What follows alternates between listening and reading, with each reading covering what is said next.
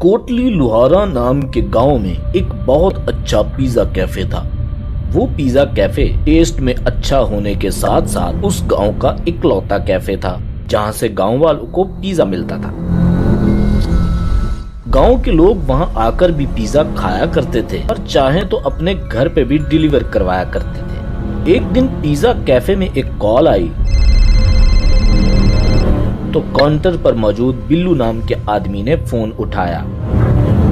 Hello जी, pizza cafe से बिल्लू बात कर रहा हूँ, आपकी क्या खिदमत कर सकता हूँ? मेरा नाम नेहा है और मुझे एक लार्ज फुल चीज पिज्जा चाहिए। जी बिल्कुल, आप अपना एड्रेस नोट करवाएं।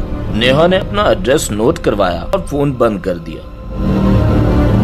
कुछ देर बाद शामी, जो कि डिलीवरी बॉय था, पिज्जा बॉक्स लाया और उसे अपने स्कूटर पर रखकर डिलीवर करने के लिए निकल गया।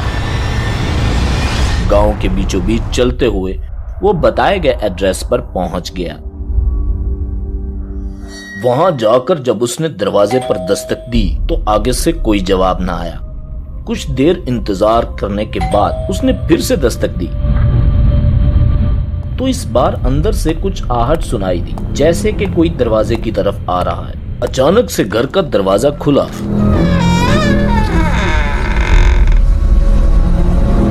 शामी घर के अंदर दाखिल हुआ तो सामने कोई भी नहीं था। क्या यहाँ कोई है? आपका पिज्जा आ गया है। आगे से कोई जवाब ना आया, लेकिन घर का मेन दरवाजा खुद ही बंद हो गया। ये देखकर शामी बहुत ही डर गया। इतने में उसे एक गूंजती हुई आवाज आई। कितने पैसे हुए? ये सुनकर शामी घबराकर यहाँ वहाँ देखने लगा। इतने में उसे सामने एक लड़की नजर आई जिसने सफेद लिबास पहना था और उसके बाल उसके चेहरे पर थे।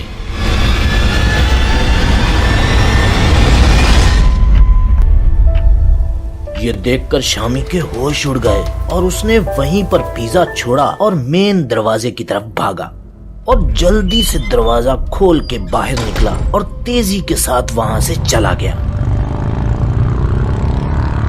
कैफे पहुंचने पर जब मालिक ने पैसे पूछे तो उसने वहां हुआ सारा वाकया मालिक को सुनाया। तो मालिक बोला, अच्छा, तो तुम वो टैंकी के पास वाले घर में गए थे ना? वो घर तो पिछले 6 सालों से बंद पड़ा है और वहाँ ना कोई आता है ना कोई जाता है। और मुझे पहले पता होता कि तुम वहाँ जाने वाले हो, मैं तुम्हें कभी जाने ही न देता। बिल्लू, जिसने इस ऑर्डर की कॉल रिसीव की थी, वो भी ये सारी बातें सुन रहा था। अगले दिन पिज्जा कैफे में फिर से एक कॉल आई तो बिल्लू ने फोन उठाया। हेलो जी, मैं पिज्जा कैफे से बिल्लू बात कर रहा हूँ। जी, मैं आपकी क्या खिदमत कर सकता हूँ? तो आगे से एक लड़की बोली, मेरा नाम तानिया है और मुझे एक फुल चीज लार्ज पिज्जा चाहिए। बिल्लू बोला, जी बिल्कुल, आप अपना एड्रेस नोट करवाएं। तो तानिया ने जो एड्रेस नोट करवाया, ये वही घर था जहाँ पहले शामी जा चुका था। जब बिल्लू ने ये बात मालिक को बताई तो उसने वहाँ जाने से साफ मना कर दिया।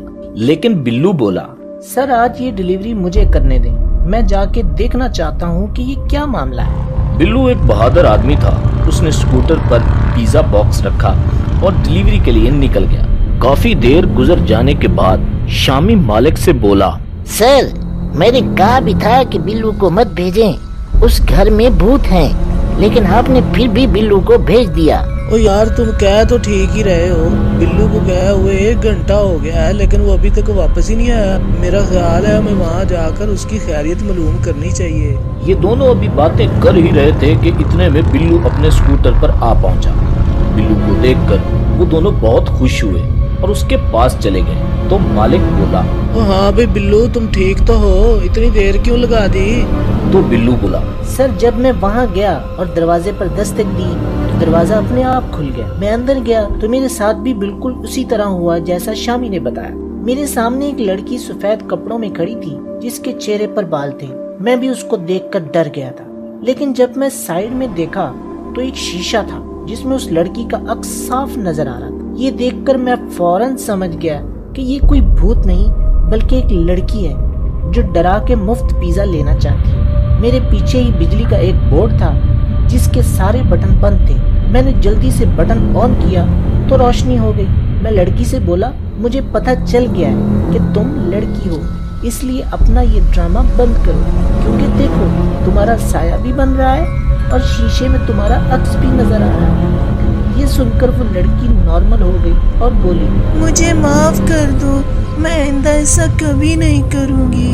फिर मैंने उससे कहा कि कल वाला पिज्जा और ये आज वाला पिज्जा दोनों के पैसे दो, तो उसने मुझे पैसे दे दिए। ये लीजिए सर, दोनों पिज्जा के पैसे। तो मालिक बोला, ओए वाह, ओ तुम तो वाकई बहुत बहादुर हो, लेकिन वो घर तो 6 साल से बंद है। तो बिल्लू बोला, वो घर उस लड़की का नहीं, उसका घर तो साथ वाला है। बंद घर का फायदा उठाकर वो फ्री पिज्जा खाना चाहती थी। ये सुनकर मालिक बहुत खुश हुआ और बिल्लू की बहादुरी पर उसको इनाम भी दिया।